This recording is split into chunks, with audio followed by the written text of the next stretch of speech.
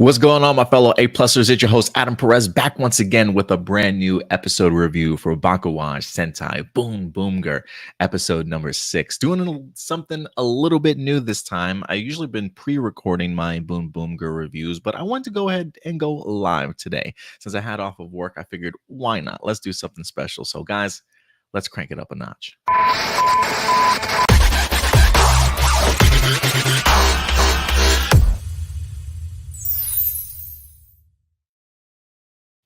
What's going on, my fellow Super Sentai fans? It's your boy Adam Perez back once again as we're set to go ahead and get into episode number 6 review for BoonBoomger. I know you guys aren't used to me doing live reviews. It's been a minute since we've done a live review for Super Sentai.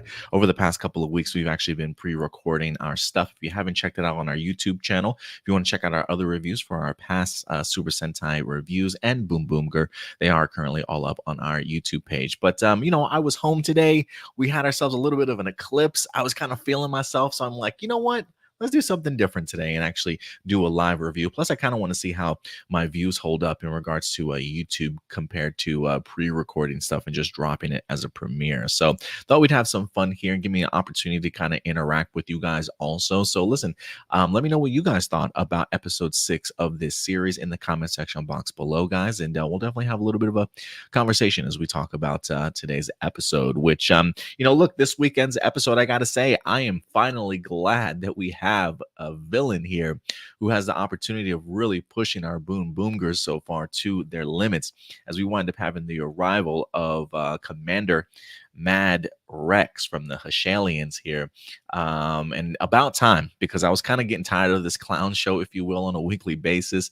We knew that they probably had higher ups above them, and I'm sure this commander probably has a general above him, also the final boss, if you will, that will probably get towards the end of the season. But the fact that we're 6 episodes in, I'm glad that somebody took notice of the debacle that was the Hashalians and are certainly coming to assist. Because I thought, for the most part, Commander Mad Rex really put up a fight and kind of put them on notice.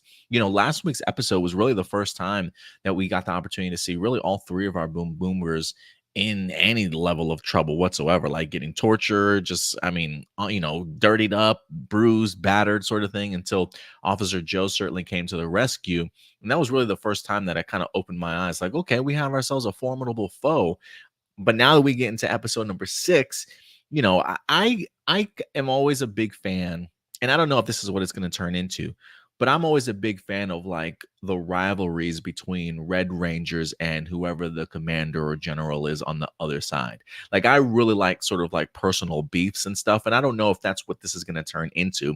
But the fact that we kind of see Taiya sort of taken to the limit in this episode, I thought was pretty eye-opening. I didn't really see, like, Taiya felt very much like on his heels most of this episode. I don't really recall him putting in any damage really to Commander Mad Rex in here, and I was definitely pretty eye-opening to kind of see even Taiya certainly surprised. I mean, he wasn't even able to get away to help the rest of the team out, even though the rest of the team certainly didn't need any help. But the idea of just seeing our Red in some sort of circumstance where he can't really get out of it on his own, or really having trouble, is something that I'm really excited for. So I hope that this continues to keep brewing between these two.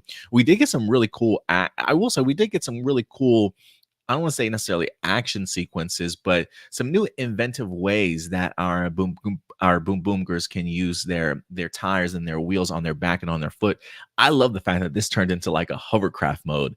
For a second there, when he gets thrusted onto his back, I literally thought that the wheel, like, he was going to fall on his back and the wheels were going to spin to like have him back into the standing position. But instead, they used the momentum from the tires and used it very much as a hovercraft and had Homeboy floating into a great just landing position, if you will. So I thought it was pretty innovative, to be quite frank with you. And then we actually get the opportunity to see that Taiya does in fact need help here, as he gets what was it, the guy that's eventually going to become Boon Orange, toss him a sewer top here to go ahead and allow him to use it as a shield to go ahead and push back one of the blasts from Commander Mad Rex in here. Great special effects, honestly. I really like the look of it in general. But yeah, Mad Rex really puts Taiya on notice here that they're definitely not messing around anymore. So if there is anything that I thought was pretty interesting though, at the end of this episode, I'm kind of curious why Taiya doesn't express that to the rest of the crew. Like they're having their own kind of fun to certainly say to say the least. So maybe Taiya's like, I don't want to bring them down or discourage them or anything like that. But Homeboy literally does not even mention the why he was busy, the pushback that he wind up getting. Like, team, we should probably kind of be on notice. Instead, Bundario winds up bringing out some curry for him to eat, and he just allows the rest of the team to kind of celebrate. So, I'm going to be interested in next week's episode. Like, is the team going to, like, because I'm pretty sure Mad Rex will certainly pop back up in some capacity. But I guess my question would then be, will the team find out that way firsthand? Like, who's this new guy? Like, Taiya, why didn't you tell us that this person was here, sort of thing? Or at the beginning of the episode, will Taiya have sort of a little bit of a conversation with this team? Like, we really need to get ourselves a little bit more prepared here. So, again, I'm just glad that we got somebody that can be taken seriously in here. I don't know how long Mad Rex is certainly going to be around for, if we're going to have another commander at some point in time.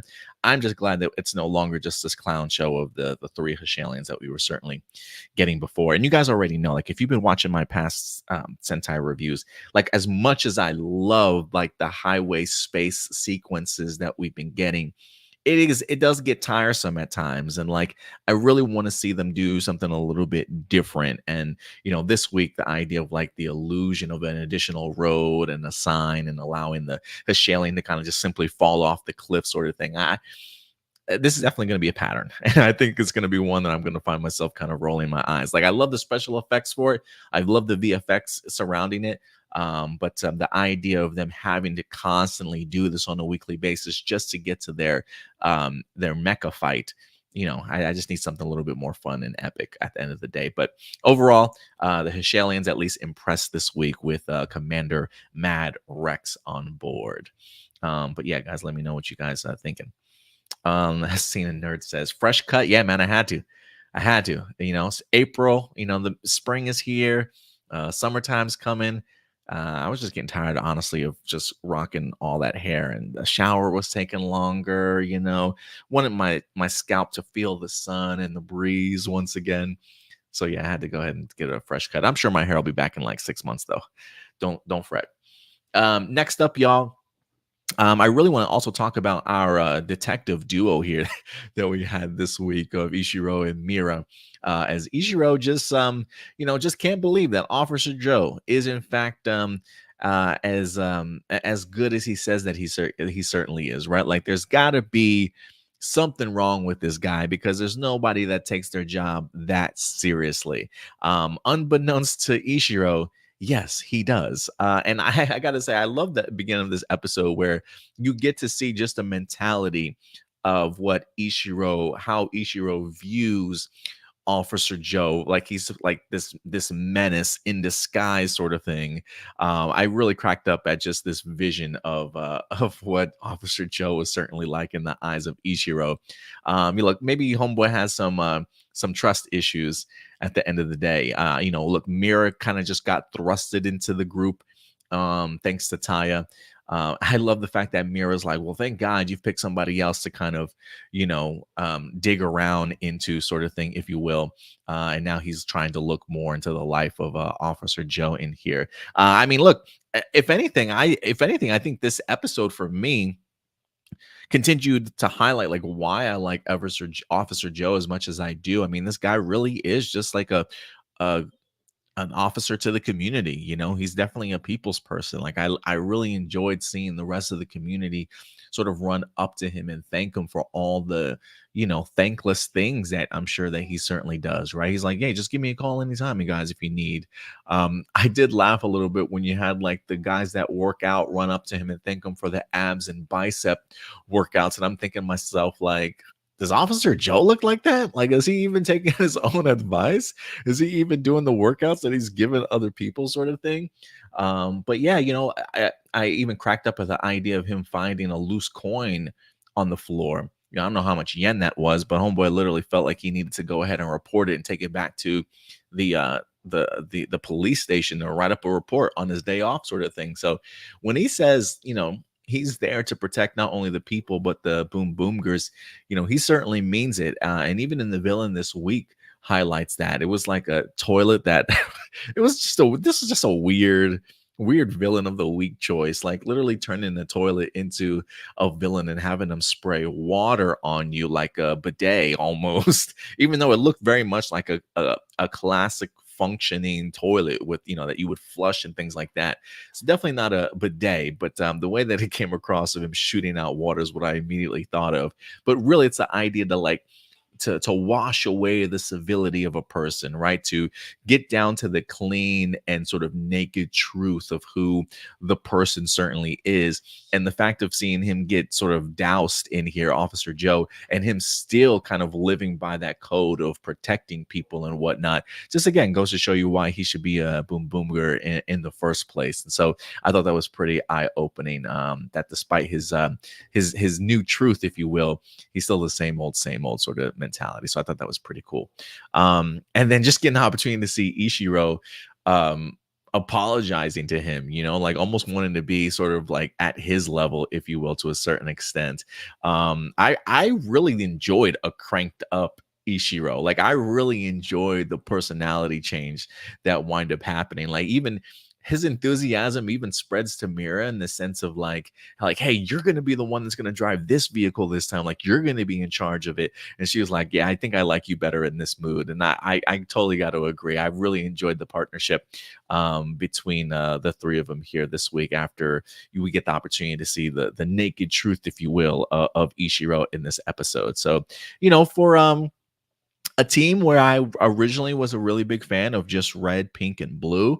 The idea of Officer Joe coming on board, I thought, I was kind of worried about what the chemistry was certainly going to be like, but I've enjoyed the 4-pack so far. I'm actually surprised we haven't gotten Orange as of yet.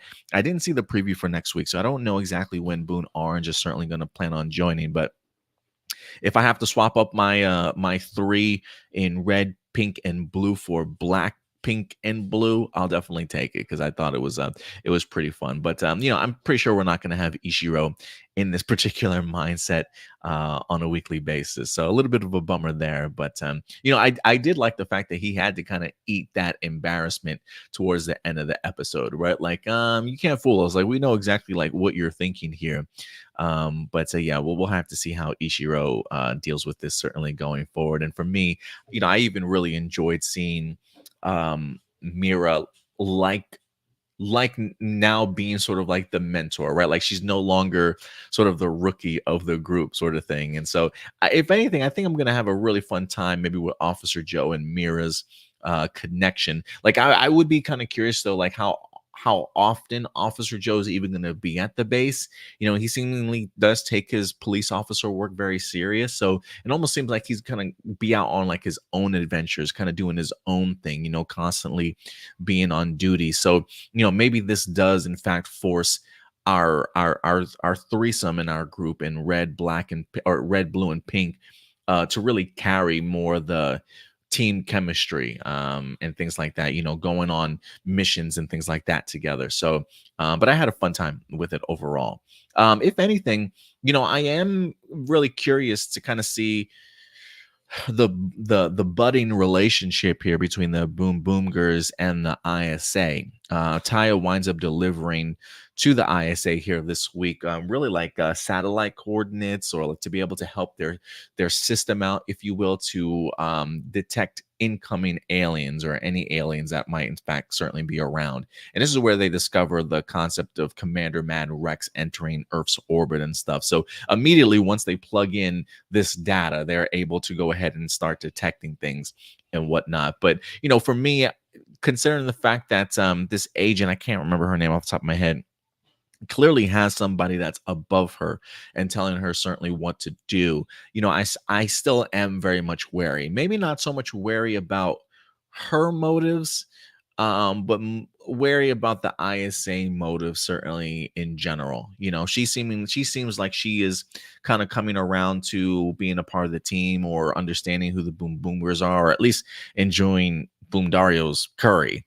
So whether or not that allows her to have a little bit of a softer side with the BoonBoomgers, but also have her own ulterior motives, we'll definitely have to see. But there is something about the ISA I just feel like I can't trust, or like something's going to happen midway through this season where we're going to find out who is truly in command of that and maybe what their true intentions certainly are. But look, overall, decent episode this week. It's nothing that I'm really writing home about, with the exception of Commander Mad Rex. I think he was probably the most impressive thing that I saw here this week, in the sense of really kind of putting Taiya on his heels, to the point of him not even mentioning the encounter that he wind up having to his team at the end of the day. Because I would think that would be a big sort of conversation piece of like, why couldn't you have helped us in battle, sort of thing. And he just kind of brushed it under the rug. But I am kind of curious to know what you guys certainly think of this. So I'll definitely go ahead and let me know your comments and thoughts in the comment section below.